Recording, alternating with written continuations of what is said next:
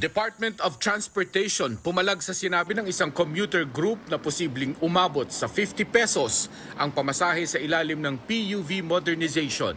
Wala raw basihan ito. Wala rin daw taas pasahe na hindi dumadaan sa proseso ng LTFRB. Turismo sa bansa umarangkada matapos malugmok nitong pandemya.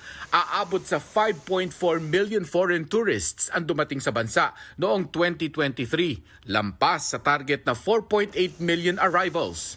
Kumpara sa ating mga kapitbahay, pang-anim tayo sa ASEAN sa pinakadinarayo ng mga turista. 7.8 million tourist arrivals naman ang target ngayong taon. Mark Salazar, nagbabalita para sa GMA Integrated News. Mga kapuso, alamin ang State of the Nation. Mag-subscribe sa GMA Integrated News sa YouTube. Sa ating mga kapuso abroad, samahan niyo kami sa GMA Pinoy TV at sa www.gmanews.tv.